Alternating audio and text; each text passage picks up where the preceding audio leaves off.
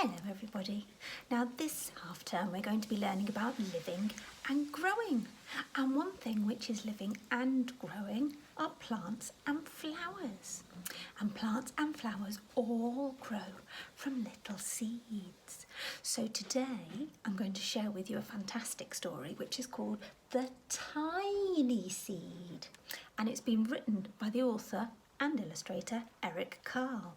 He's also written another fantastic book which I bet you all know really well, The Very Hungry Caterpillar. So he is a very special author who writes truly fantastic children's books. So let's share a nice new one today, The Tiny Seed by Eric Carle. It is autumn. A strong wind is blowing. It blows flower seeds high in the air and carries them out far across the land. One of the seeds, it's tiny, far smaller than any of the others. Will it be able to keep up? And where are they all going? I wonder where they are going. At the moment they're going over the tops of the trees, aren't they? One of the seeds flies higher than all of the others. Up, up, up it goes. It flies too high and the sun's hot rays burn it up. But the tiny seed sails on through the air with all the others. Another seed lands on a tall and icy mountain. The ice never melts and the seed cannot grow. But the rest of the seeds fly on.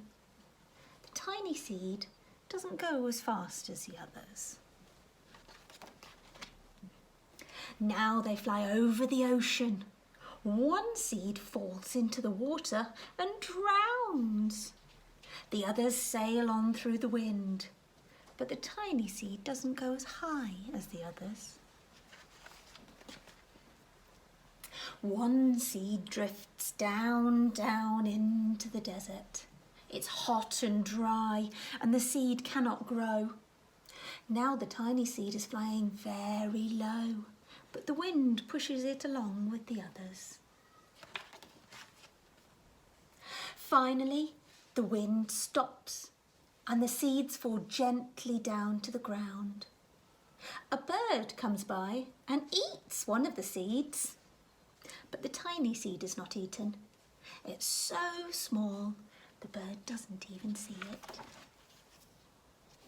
Now it is winter. After their long trip, the seeds settle down. They look just as if they're going to sleep in the earth.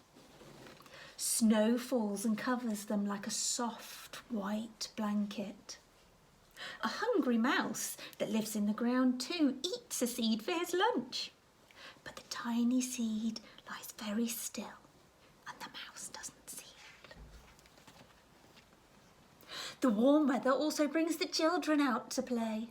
They too have been waiting for the sun and the springtime.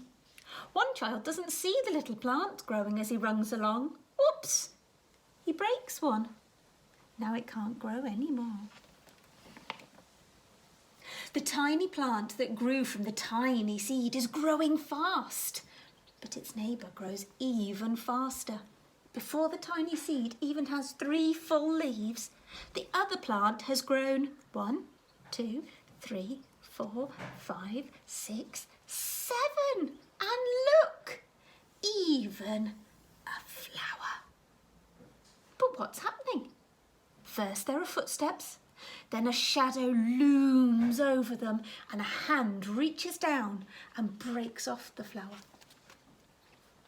A boy has picked the flower to give it to his friend. Very thoughtful. It is summer. Now the tiny plant from the tiny seed is all alone. It grows on and it doesn't stop. The sun shines on it and the rain waters it. It has many leaves and it grows taller and taller. It is taller than the people. It is taller than the trees. It's taller than the houses.